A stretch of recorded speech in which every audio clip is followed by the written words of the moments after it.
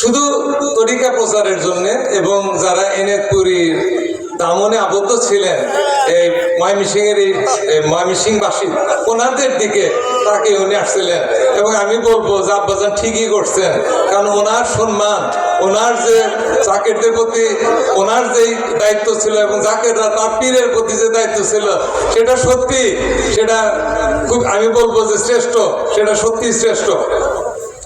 এখানে আমরা একটা অতি জিনিস ভুলতে বসেছি, যার জন্য সংকট সৃষ্টি হয়। আমরা যখন ভুলে যাই তখন সংকট সৃষ্টি হয়, শয়তান অসহসা দেয়। আসলে এই বাংলাদেশের জমিনে এরা একটা পলি মাটির দ্বীপ, এই বাংলাদেশটা। সে এখন থেকে প্রায় 1000 বছর আগে যারা এই দেশে ইসলাম প্রচার করে গেছেন, খালি হাতে আসছিলেন, তাদের জেলে ছিল আল্লাহ এবং আল্লাহ রাসূলের নূর। সেই নূরের বদলে আসছিলেন। আমি কয়েকজন ওলি আল্লাহদের নাম স্মরণ করবো। ইন্দা জিকরু সলেহিনা তথা নজরুল রহমান। তার আগে কোরআন শরীফের একটা আয়াতে বলছে আল্লাহ জিনা হুমালা সলাতিহিম দাইমুন। এটা পরে এটা নিয়ে আমি কথা বলবো যে সার্বক্ষণিক তোমরা সালাতে দণ্ডায়মান হও। এটা আবার কি ধরনের নামাজ, এইটার ব্যাপারে আমাদের আলোচনা করতে হবে। এখানে আপনারা জানেন নেত্রকোনায় শাহ সুলতান কমরুদ্দিন রুমি, উনি আসছিলেন 1053 খ্রিস্টাব্দে। উনি আসলেন, অনেক কথা আমি ওইদিকে যাব না, আপনারা জানেন ওনাদের সম্বন্ধে। শাহ সুলতান মাহেশ্বর রহমতুল্লাহ বা শাহ সুলতান বলকি রহমতুল্লাহ বগুড়ায়, উনি আসলেন 1048 সনে বাংলা আগমন করেন।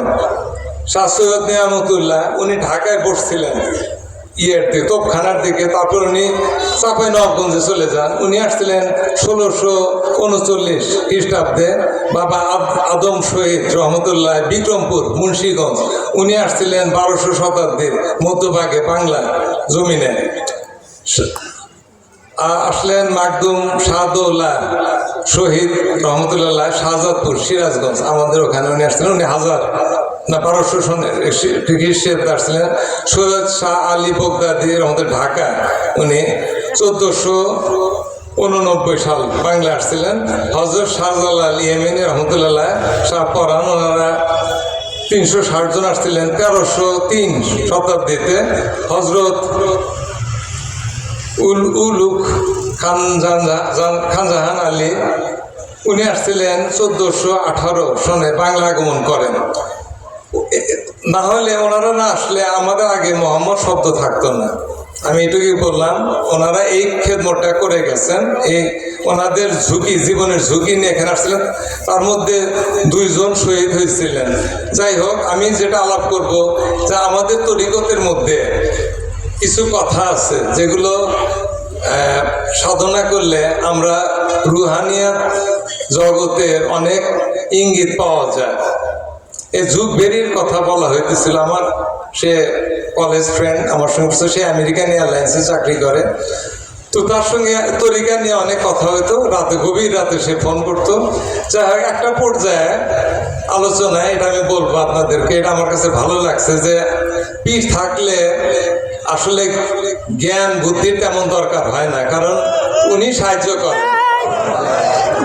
এটা আমি উপলব্ধি করছি, কারণ যুগবেরি ও প্রচুর লেখাপড়া করে এবং ও এই আধুনিক সমাজের সঙ্গে দিন রাত কাটায়। তো সুতরাং ওর সঙ্গে আমি সারাদিন জাকের ভাই বোনদের সঙ্গে আমি তাদের সঙ্গে কথাবার্তা বলি। সুতরাং আমার এই দুনিয়ার খবর টবর আমি বেশি রাখি না। তো সুতরাং ওর সঙ্গে কথা বলাটা কঠিন। অনেক রেফারেন্স দেয়, অনেক বইটই পড়ে। কিন্তু যদি আপন মুর্শিদ থাকে এবং উনি যদি কামেল থাকে, তাহলে মুরিদ, আপনা মুরিদ, সে বড় কেউ সে অসহায় করে তোলে।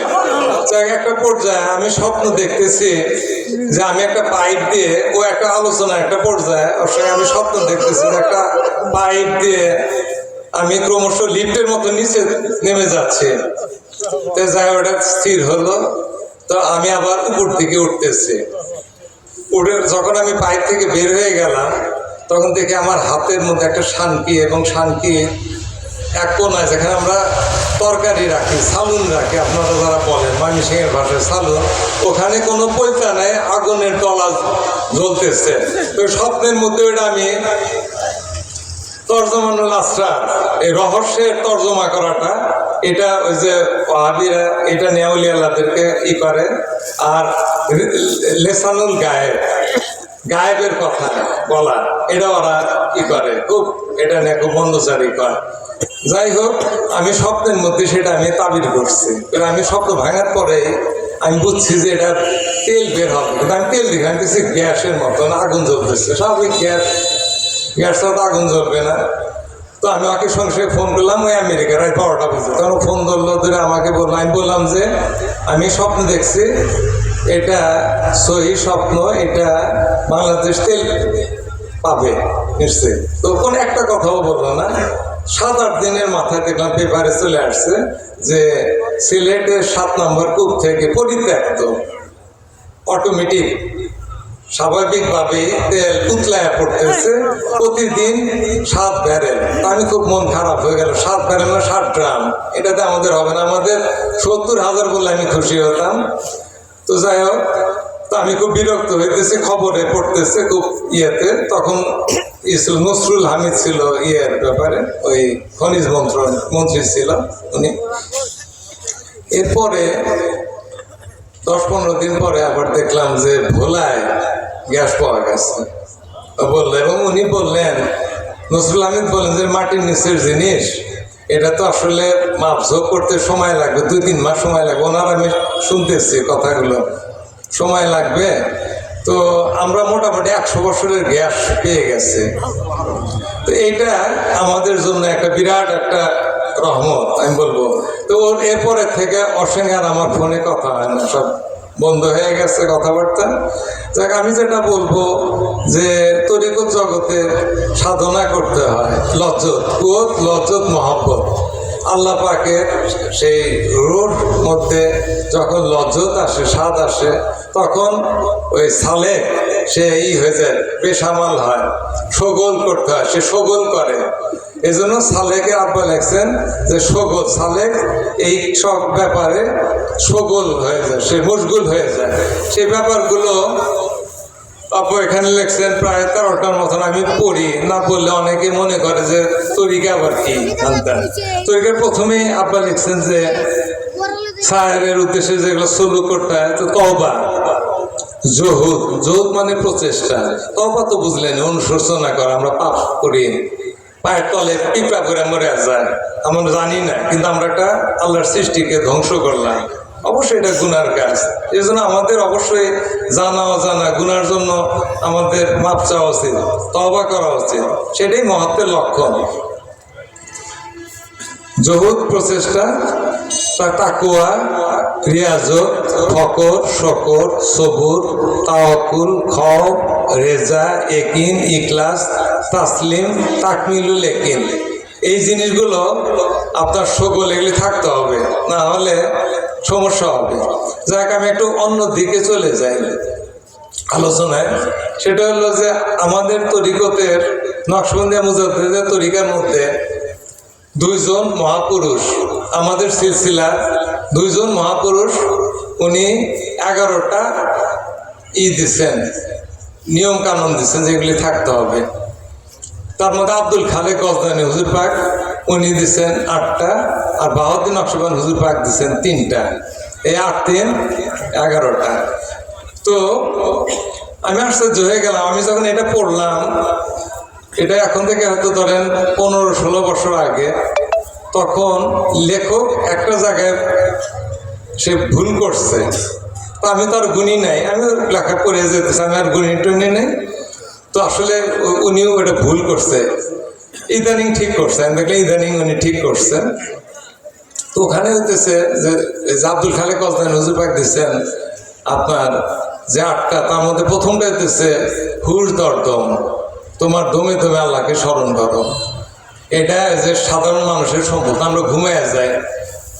হুশ দরদম এটা সম্ভব, যেমন দয়াল নবীজি পড়লেন, এই যে এশা পড়লেন, ফরজ 4 রাকাত করে ঘুমাইছেন, ঘুমে উঠেই উনি বিতির পড়লেন। বিতির নামাজ শেষ করার পরে মা এশা প্রশ্ন করলেন যে হুজুর বেয়াদবি মাফ করবেন, আপনি তো উজু করলেন না, ঘুমাইলেন যে? তো দয়াল নবী উত্তর দিলেন যে আমার চর্ম চোখ ঘুমাইলো তেলের চোখ ঘুমায় না। সহি হাদিস, সহি হাদিস। হুশ দরদম ওনাদের, নজর বরকদম। তোমার রাসূল যে পথে হেঁটে গেছেন সেই পথে তুমি হাঁটো। হে সালেক, তুমি সেই পথে হাঁটো যে পথে তোমার রাসূল হেঁটে গেছেন। রাসূল নাই, জামানার যিনি রাসূল আছেন, নায়েবে রাসূল, ওনার পথে তুমি হাঁটো।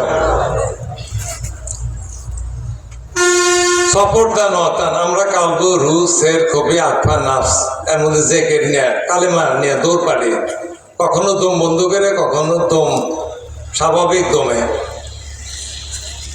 খোলোয়াদার আঞ্জুমান, আসলে আপনি যখন সত্যিকারের জাকের হয়ে যাবেন, জাকের মানে যিনি জেকের করে, জেকে লেসানি না, জেকে কালবি, ঘুমেও যে জেকের করেন, সেটাই সত্যিকারের, তিনি আসলে জাকের, তার দেল জেন্দা। দাজান বলছেন, দেলও তাজা হইলে পরে তুমি পুরা মুসলমান। সাংঘাতিক কথা, কারণ ওনার দেল তাজা ছিল। সফরদানত খোলোয়াদার আঞ্জুমান, তা বহুজনের ভিড়ে আসলে সে একা, কারণ সে তার সঙ্গে আছে তার পীর, তার রাসূল, তার আল্লাহ। ইয়াদকার, এইটাই ভুল করে ফেলছিলেন উনি লেখক, আমিও আর এটা খেয়াল করি নাই, আমি গুনি নাই। ইয়াদকার ইদানিং আমি পাইছি যে ইয়াদকার, এই ইয়াদকার নিয়ে আমি কথা বলবো আপনাদের সঙ্গে। ইয়াদকার, নেগাদাস, ইয়াদদাস, এগুলি ফানা বাঁকার কথা। যাই হোক, ওইগুলো আলোচনা আমি যাবো না, আমি ইয়াদকার নিয়ে বলবো।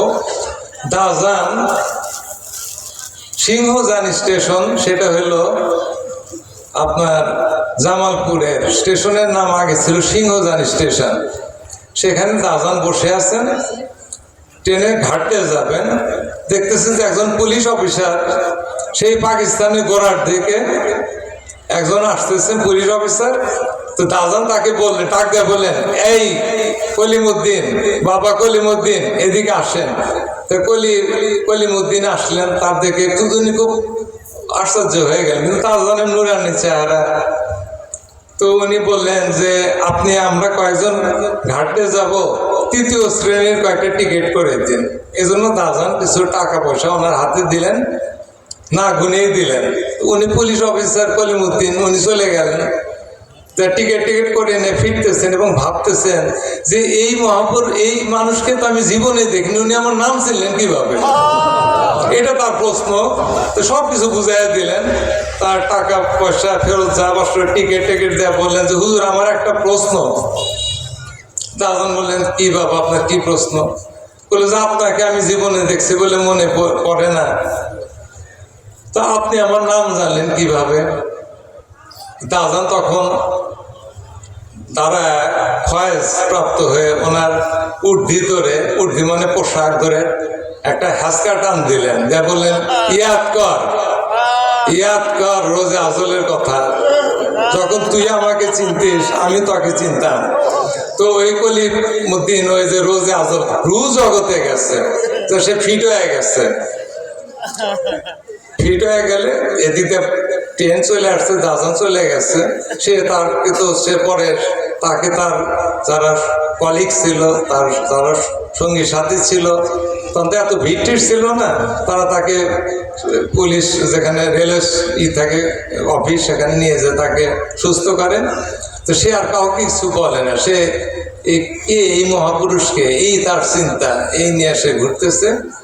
হঠাৎ করে উনি দেখলেন যে কলিমুদ্দিন দেখলেন যে কিছু জাকির ভাই গজল গায়ে গায়ে যাচ্ছে। উনি বললেন যে ভাই আপনারা কোথায় যান? আমাদের পিসাব, আপনার পিসাব, ওনার বাড়িতে আমরা যাচ্ছি।